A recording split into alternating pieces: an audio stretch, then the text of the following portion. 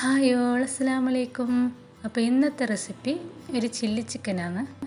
നമുക്ക് റെസ്റ്റോറൻറ്റിൽ നിന്ന് കിട്ടുന്ന അതേ ടേസ്റ്റിലുള്ള ഒരു ചില്ലി ചിക്കൻ റെസിപ്പിയാണ്. അപ്പോൾ ഇതെങ്ങനെ ഉണ്ടാക്കുന്നത് നോക്കിയാലോ.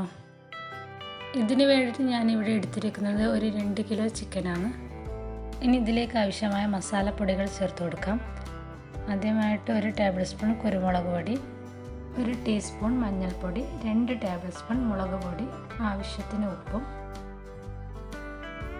2 ടേബിൾ സ്പൂൺ മൈദ, 1.5 ടേബിൾ സ്പൂൺ കോൺഫ്ലവർ ചേർത്ത് നന്നായി മിക്സ് ചെയ്തെടുക്കുക.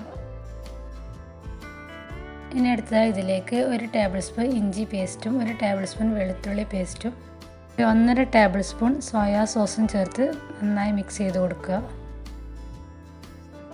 ചിക്കൻ്റെ എല്ലാ ഭാഗത്തും പിടിക്കുന്നത് പോലെ തന്നെ മിക്സ് ചെയ്ത് കൊടുക്കുക. ഒരു 30 മിനിറ്റ് റെസ്റ്റ് ചെയ്യാൻ വേണ്ടിയിട്ട് മാറ്റി വെക്കാം. 30 മിനിറ്റിന് ശേഷം എടുത്ത ചിക്കൻ നന്നായി ചൂടായ എണ്ണയിലേക്ക് വെച്ച് നല്ല ഡീപ്പ് ഫ്രൈ ആക്കിയിട്ടെടുക്കാം. ഇനി ഒരു പാത്രത്തിൽ 1 കപ്പ് വെള്ളമെടുക്കാം. ഇതിലേക്ക് 1 ടീസ്പൂൺ വിനാഗിരി ചേർത്ത് കൊടുക്കാം. 3 ടേബിൾ സ്പൂൺ സോയാ സോസ് ചേർത്ത് കൊടുക്കാം. ഇനി ഇതിലേക്ക് 2 ടീസ്പൂൺ മുളക് പൊടി ചേർത്ത് കൊടുക്കാം.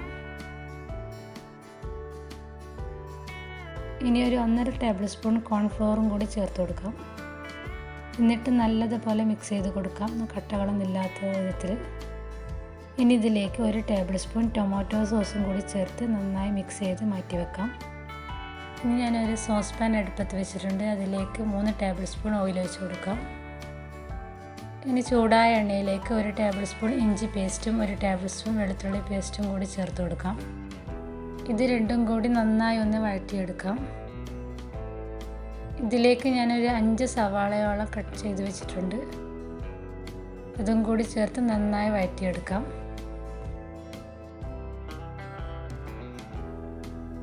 സവാള ഒന്ന് വഴന്ന് വന്നതിന് ശേഷം ഇതിലേക്ക് ക്യാപ്സിക്കം കട്ട് ചെയ്തതും കൂടി ചേർക്കാം.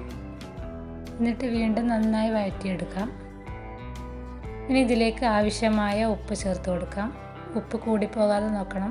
ചിക്കനിൽ നമ്മൾ ഉപ്പ് ചേർത്തിട്ടുണ്ട്.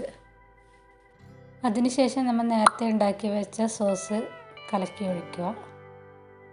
പിന്നെ ചിക്കൻ ഫ്രൈ ചെയ്തതും കൂടി ചേർക്കുക. എന്നിട്ട് നന്നായി മിക്സ് ചെയ്ത് കൊടുക്കാം. മസാല ചിക്കൻ്റെ എല്ലാ ഭാഗത്തും എത്തുന്നത് പോലെ തന്നെ മിക്സ് ചെയ്ത് കൊടുക്കാം. അപ്പോൾ ഇത്രയേ ഉള്ളൂ.